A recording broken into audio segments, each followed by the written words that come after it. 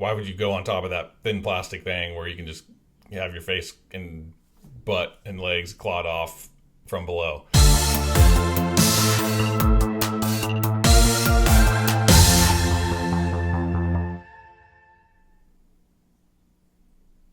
Welcome back to Dramatic Evaluation. Today we're going to be talking about the movie Wolfman that I just watched recently and was freaking awesome.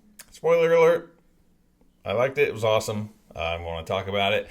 And spoiler alert, sorry, this is going to be a spoiler-filled review. I'm going to talk about the entire movie. I'm going to essentially spoil everything that happens. And so, if you don't like spoilers, if you haven't seen the movie, this video may not be for you. Or if you don't mind spoilers, check it out. Or go watch the movie and then watch this video. So I saw the trailer for this movie while I was watching Nosferatu, however you say it, in the theater. However you pronounce that absolute trash pile of a movie. Yeah. Sorry about it, but that movie is not for me. I love horror, but I also love stories. I like movies that have a story and something cool happening. That movie is nonsense. There's not even a coherent story. Really, there kind of is, I guess, but I don't know, man. And to see the main vampire character a total of 6 minutes across a 2.5 hour movie. Yeah, pretty weak sauce, in my opinion. Not for me. But this movie was awesome, man. I saw the trailer for this movie and immediately knew it was going to be good. Normally I don't watch trailers because trailers just spoil everything. And if I see something that I know looks good and I know I'm going to like, I try not to watch the trailer because it just shows too much and spoils too much in the trailer. So I just, I just watch the movie when it comes out. Unfortunately, when you're in the theater, it's kind of hard to not watch the trailers unless you show up late after the trailers, but who does that? I don't do that. So let's talk about Wolfman.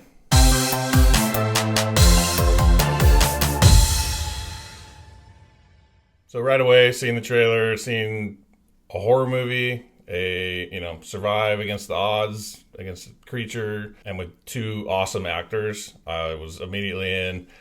Julia Garner from Ozark, obviously other stuff, but I know her from Ozark mostly. She's destroys in that show. She's such a good actor and just a very interesting character in that show.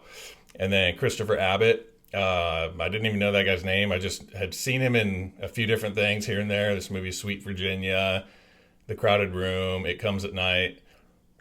Dude is a really good actor. Underrated. I think he's a lesser known, underrated actor that you might not know that name, but if you saw him, you'd recognize him probably from stuff here and there. He's really good. So right away, seeing those two in it, I was like, I'm in. Good actors, good looking horror movie. Let's go. It was a great story. Good story, good setup. Unlike Nosferatu, the trash pile of a movie.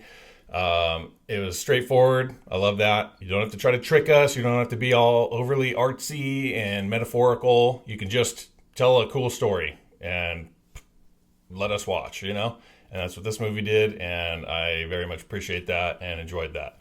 So it starts with the main character. The dad's there's a family. There's a husband and wife and a kid.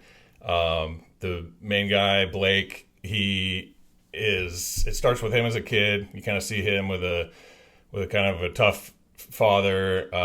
They're out hunting in the woods, and you can tell he kind of almost has a fear of his dad. He is just obviously a tough dad, and it was kind of a rough childhood for him. So he kind of says later in the movie how he got away as soon as he could. Basically, once he was 18, he just moved away to get away from him, and then kind of never talked to him again. And then you see him, not making up for that, but avoiding that with his daughter, just being a very kind, good father, having a good connection with his kid.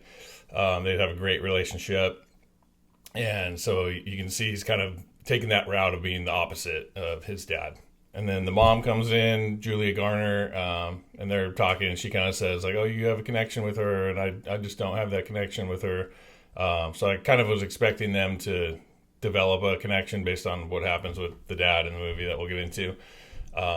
don't really see it as much as it seemed like they were setting up, but it's a small nitpick. So they're going up to, he gets notified his dad, who he hadn't talked to in years, is dead. He had been missing for a long time. And he was, the state pronounced him dead, so they give him the keys to his house. And he goes up there, I guess, to just collect belongings and deal with the property or whatever.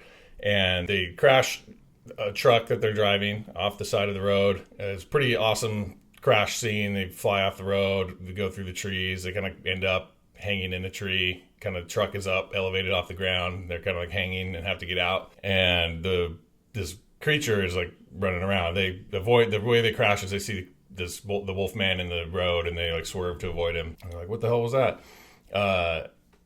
So he goes to, like, the doors hanging open. There's this other, I won't get into all the details, but there's a guy who drops out of the truck. The door's like swung open, so he's like reaching to like close it because he sees or hears the wolfman running around. And then it's real quick, but I think he like, I had to watch it a second time. He like breaks the glass. The wolfman like breaks the glass and scratches his arm. So that's how he like gets hit. He doesn't get like bit by the wolfman. He gets scratched, and that's what infects him. And so he starts kind of turning. So they like get away from the truck. They go back to the house. They get inside the house. And so now this movie is kind of becoming like, okay, he's starting to turn. So I thought from the trailer it was like them trying to get away from him because of him turning into a wolfman himself, but kind of overlooked the fact that there's this other wolfman lurking around.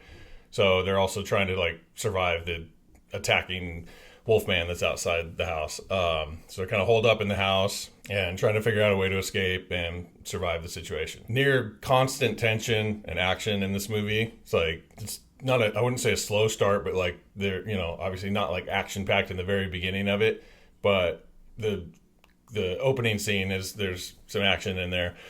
And then there's just a quick little bit of setup, and then they get right into it, and hits the ground running and never stops until the end. So I love that. It's definitely entertaining. There's no lulls. There's no dragging out.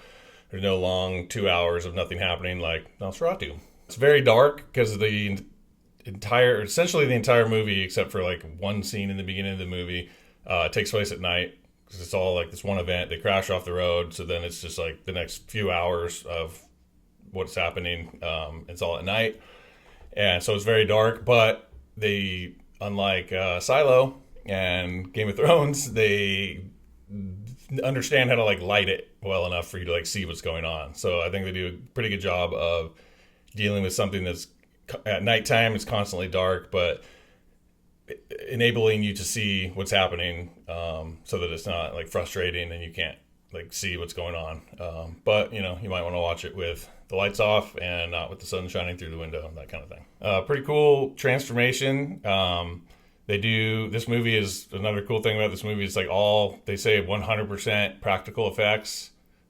I don't 100% calm down with that claim. Like every movie you're going to have like some post-production like CGI stuff to like help. Like there's one part where like he's laying there and like his Adam's apple like goes, the shadow of it goes like all the way down and then all the way up. Like I don't think I've ever seen a human be able to do that. So I feel like that was probably CGI. But anyway, like for the most part, this whole thing was all practical effects, all the makeup and prosthetics and stuff on his face. So that's cool. Kind of harkening back to classic horror movies where they just use the makeup and practical effects and don't go crazy with CGI, or didn't even have CGI back then.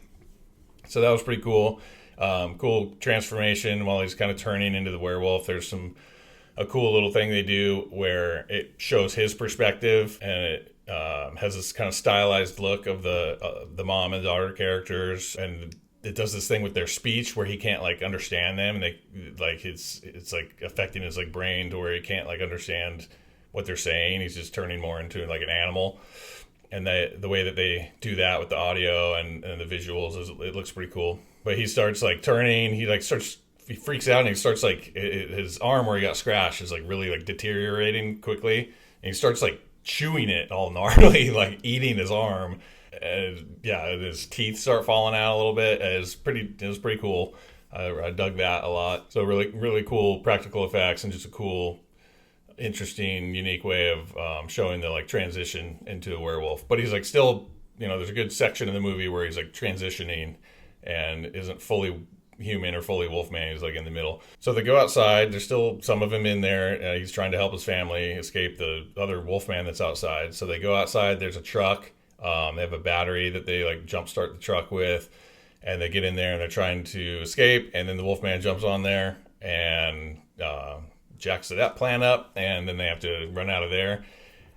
And then they so here's my one knock on the movie. There's this like greenhouse thing outside, like those like plastic like dome, like a tunnel looking thing with like that you use as a greenhouse, and it's all plastic with like pipe or metal bracing or whatever. They climb on top of that. There's a ladder. They climb on top of it. So they're just sitting on a thin layer of plastic of the roof of that thing, and then the wolfman is like looking for them, and he comes inside of there, and obviously like he starts scratching at the plastic. What are you doing? Why would you, of all the places to go try to hide or hang out, just get away from this thing, this like thin layer of plastic between you and the wolfman that can scratch and murder your face off. So I thought that was kind of a ridiculous choice to go there, but whatever. They go there. There's a little scene there. The daughter kind of like falls through, obviously, because they claw a hole in the plastic, and then they grab her and they get her out. They manage to get back in the house. So then it's kind of like a fight between him and the wolfman, like the new wolfman and the original wolfman. And he is able to kill the wolfman. And then he looks down and he sees a tattoo on his arm. And this, I didn't mention earlier, in the beginning of the movie, they show a tattoo on his arm of their family, like name and maybe crest or whatever. So he sees that, confirming like, oh, this was my dad. So his dad had been missing for a long time because he was obsessive about hunting or trying to find what he thought was this wolfman before him. So obviously that wolfman turned him. He had been missing forever because he was a wolfman out in the woods. So he protects his family by killing his dad. So it's kind of been protecting his family symbolically by being a kind, loving father, being the opposite of the way his dad was, avoiding his daughter having to have this rough childhood with this tough father like he had, and then literally protects them by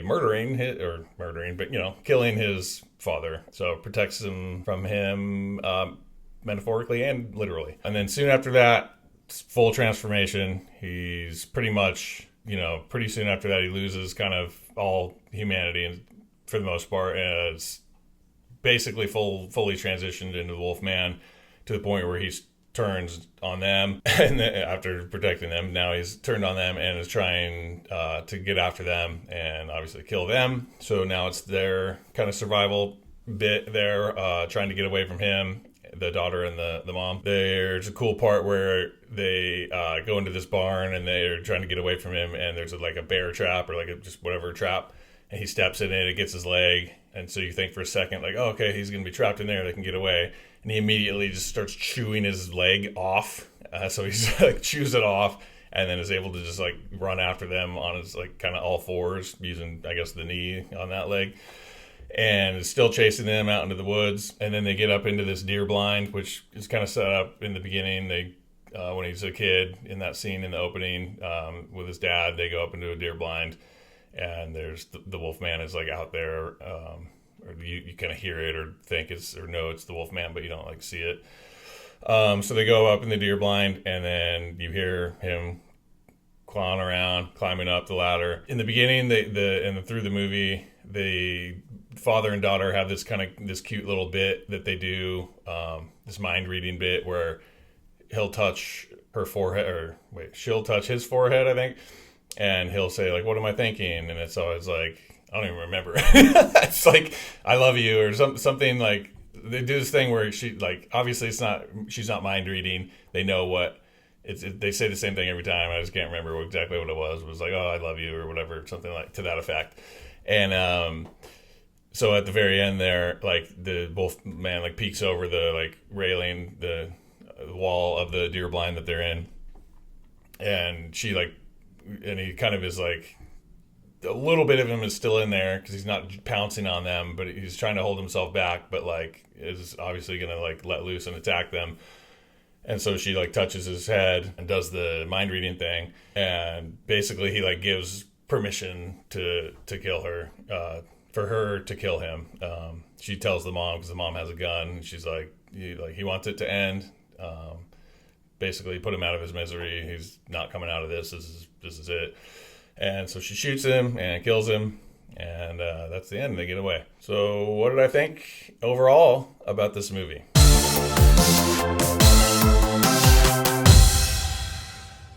Awesome.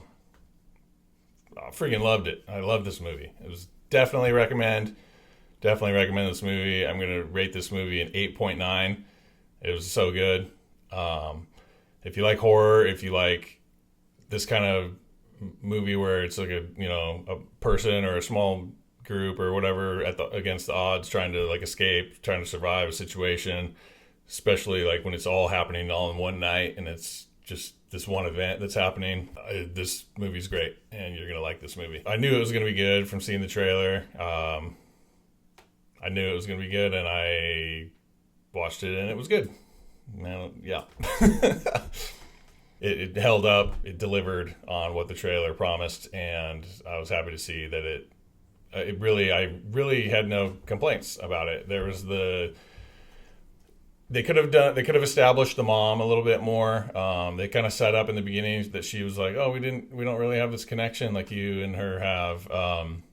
And so I kind of expected, since they're going to have to be surviving against him and running away from him, that you'd see more of like a bond develop between them two and a little more focus on that. There really wasn't any of that, which is kind of surprising. So I could have done with a little more of that.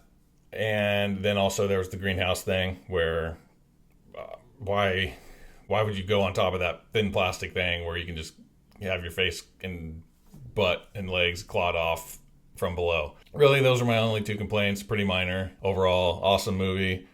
Really enjoyed it. Super rad.